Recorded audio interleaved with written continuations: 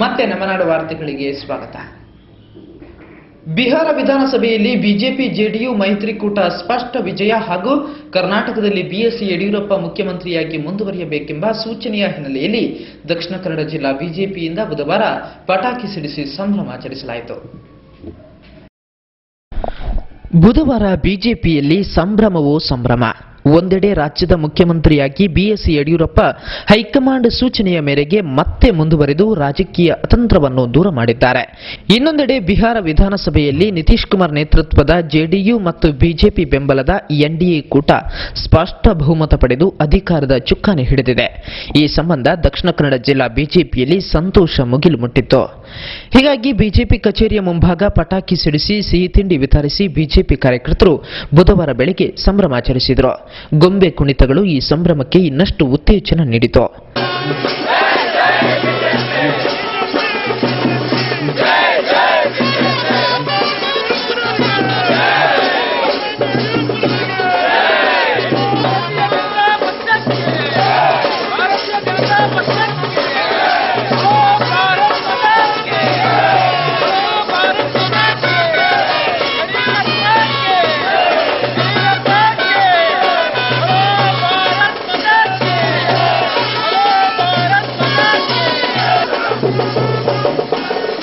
ಸಂಭ್ರಮಾಚರಣೆಯ ಬಳಿಕ ಸುದ್ದಿಗಾರರ ಜೊತೆಗೆ ಮಾತನಾಡಿದ ಜಿಲ್ಲಾ ಬಿಜೆಪಿಯ ಅಧ್ಯಕ್ಷ ಪದ್ಮನಾಭ ಕೊಟ್ಟಾರಿ ಅವರು, ಬಿಜೆಪಿ ಆಡಳಿತದ ಉತ್ತುಂಗದ ಸಾಧನೆ ನೋಡಿ ಸಹಿಸಲು ಅಸಾಧ್ಯವಾಗಿ ಈ ರೀತಿಯ ಸುಳ್ಳು ಆರೋಪ ನಡೆಸಲಾಗುತ್ತಿದೆ.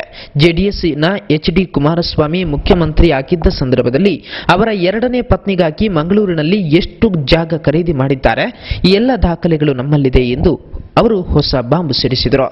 ಜೆಡಿಎಸ್ನ ಕುಮಾರಸ್ವಾಮಿ ಬಹುಶಃ ಇವತ್ತು ಭೂ ಹಗರಣವನ್ನು ಬಹಳ ಅಷ್ಟು ನಾವು ಅದನ್ನು ಬಯಲಿಗೆಳೆದಿದ್ದೇವೆ ಅಂತೇಳಿ ಹೇಳುವಂಥ ಕುಮಾರಸ್ವಾಮಿ ಅವರು ಕಳೆದ 2006-7ರಿಂದ ಕುಮಾರಸ್ವಾಮಿ ಅವರ ಎರಡನೇ ಪತ್ನಿ, ನಮಗೆಲ್ಲರಿಗೂ ಗೊತ್ತಿರಬಹುದು, ಕುಮಾರಸ್ವಾಮಿ ಅವರ ಎರಡನೇ ಪತ್ನಿ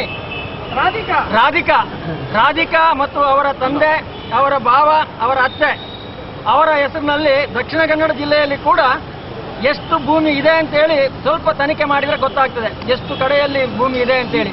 ಇವತ್ತು ದಕ್ಷಿಣ ಕನ್ನಡ ಜಿಲ್ಲೆಯಲ್ಲಿ ಒಂದು 4-5 ಗ್ರಾಮಗಳಲ್ಲಿ ರಾಧಿಕಾ ಅವರ ತಂದೆ, ತಾಯಿ ರಾಧಿಕಾ ಅವರ ಹೆಸರಿನಲ್ಲಿ ಭೂಮಿ ಇದೆ ದಕ್ಷಿಣ ಕನ್ನಡ ಜಿಲ್ಲೆಯಲ್ಲಿ.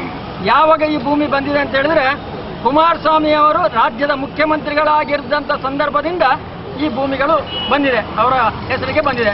ಇದು ಕೂಡ ಮುಂದಿನ ದಿನಗಳಲ್ಲಿ ತನಿಖೆ ಆಗಬೇಕಾದಂಥ ಅಂಶ ಅಂತೇಳಿ ಈ ಸಂದರ್ಭದಲ್ಲಿ ನಾನು ಹೇಳಲಿಕ್ಕೆ ಇಚ್ಛೆ ಪಡ್ತೇನೆ. ಬೇಕಾದಾಗ ಖಂಡಿತವಾಗಿ ದಾಖಲೆಗಳನ್ನು ಮಾಡಿಕೊಡ್ತೇವೆ, ನಾವು ಒದಗಿಸಿಕೊಡ್ತೇವೆ. ಮುಂದೆ ರಾಜ್ಯದಲ್ಲಿ ಕೂಡ ದೇಶದಲ್ಲಿ ಕೂಡ ಕಾಂಗ್ರೆಸ್ನ ಭವಿಷ್ಯ ಏನು ಅಂತ ಹೇಳುವಂಥದ್ದನ್ನು ಸ್ವತಃ ರಾಹುಲ್ ಗಾಂಧಿ ನೇತೃತ್ವದಲ್ಲಿ ಎಷ್ಟೆಲ್ಲ ಚುನಾವಣಾ ಪ್ರಚಾರ ನಡೆಸಿದ್ರು ಕೂಡ ಅಲ್ಲಿ ಬಂದಿರುವಂಥದ್ದು ಕೇವಲ 4ನೇ ಸ್ಥಾನ. ಈ 3ನೇ 2 ಬಹುಮತಗಳ ಇದರಲ್ಲಿ ಭಾರತೀಯ ಜನತಾ ಪಾರ್ಟಿ ನಮ್ಮ ಮಿತ್ರವಾಗಿರುವಂತಹ ಜೆಡಿಯು ಸೇರಿಕೊಂಡು ಪಡೆದಿರುವಂಥದ್ದು ಬಹಳ ಒಂದು ಸಂತೋಷವನ್ನು ತಂದಿದೆ. ದೇಶದ ಮುಂದಿನ ಒಂದು ದಿಕ್ಸೂಚಿ ಅಂತ ಹೇಳುವಂತಹ ಒಂದು ಚುನಾವಣೆ ಬಿಹಾರದ ಚುನಾವಣೆ ಆಗಿತ್ತು.